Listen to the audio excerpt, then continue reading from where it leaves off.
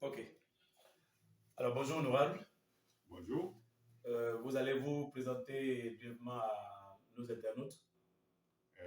Je suis l'honorable Kwadjo Kwaku Martin, député de la Nation. Alors, vous êtes à Daoukro depuis quelques jours. Est-ce qu'on peut savoir les raisons pour lesquelles vous êtes à Daoukro actuellement?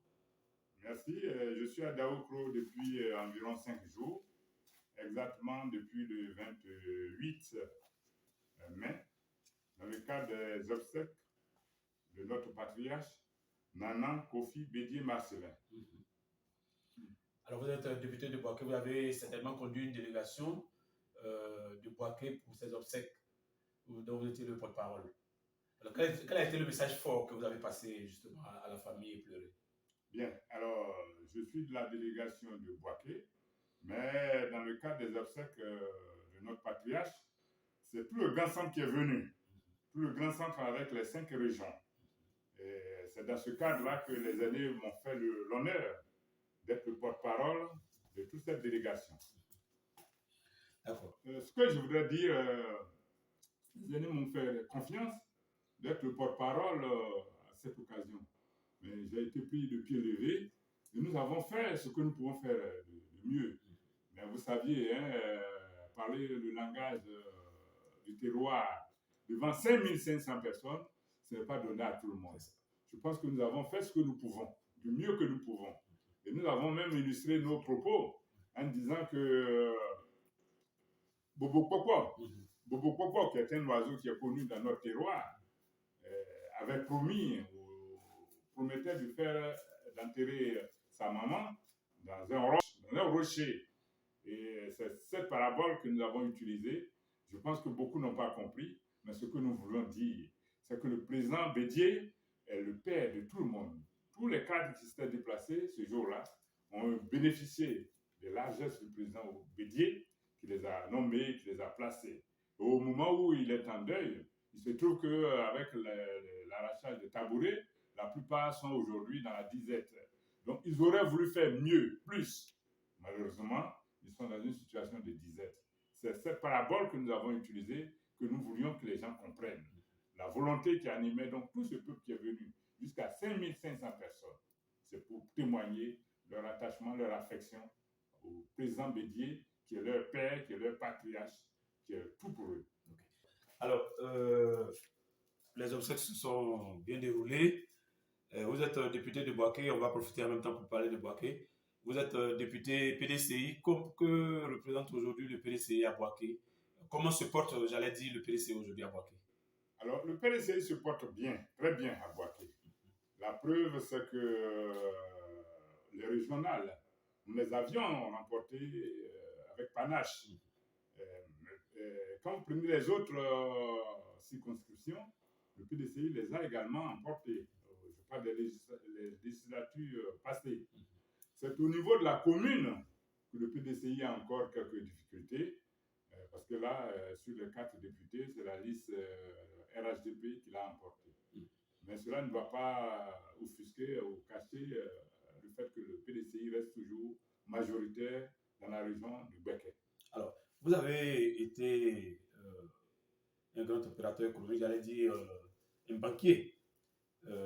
On sait que vous avez travaillé à la COPEC, que vous avez aidé à créer même la COPEC.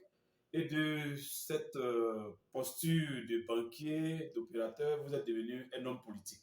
Alors, expliquez-nous comment s'est fait ce revirement. Ben, moi, je pense que c'est le destin. Personne n'échappe à son destin. C'est le destin qui m'a amené là. Et voilà, c'est ce que je peux vous dire. Si j'en juge également aux dernières élections, je suis pratiquement allé en indépendant. C'est le destin qui a voulu que je l'emporte. Donc, je me dis que toute personne a une destinée et personne n'échappe à sa destinée. Je pense que ceci est le cas. Alors, comme vous êtes un élu de PDCI, vous étiez indépendant, vous êtes allé au PDCI. Aujourd'hui, quelles sont les difficultés que vous rencontrez sur le terrain politique, je veux dire? Alors, je rappelle encore que je suis PDCI depuis 100. Voilà, le fait d'être parti en indépendance, c'était juste une parenthèse qui est passée par là. Voilà, donc ça, je pense que c'est tout à fait une affaire toute oubliée. Je suis PDCI pur et dur. Et pour moi, le PDCI reste le cheval gagnant dans notre zone.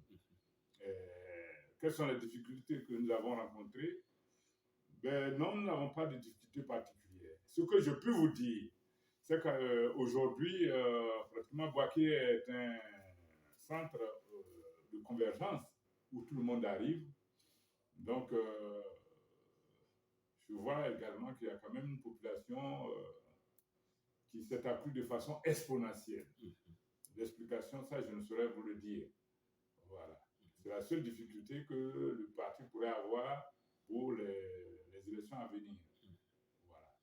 Alors, de façon plus concrète, aujourd'hui, après la députation, quelles sont vos ambitions pour Boaké?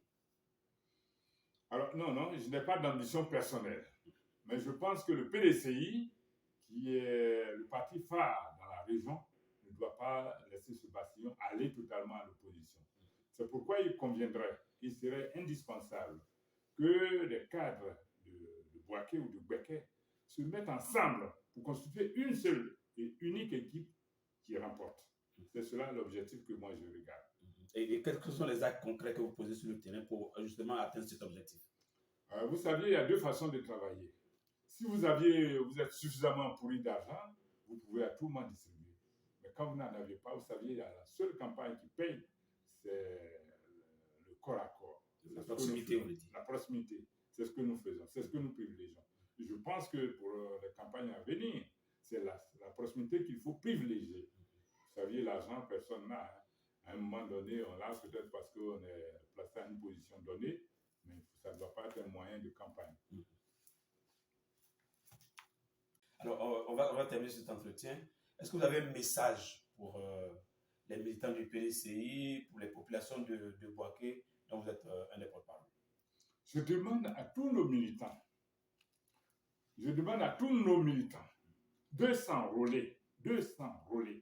Vous saviez, quand on va à la guerre, il n'y a pas de petites munitions. Une balle est une balle. Et laisser une balle dans sa poche et ne pas l'utiliser, c'est perdre déjà une partie de ce combat.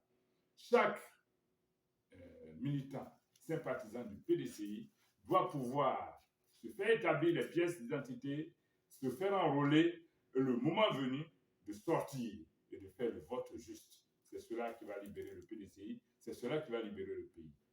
Merci, honorable. C'est moi qui vous remercie.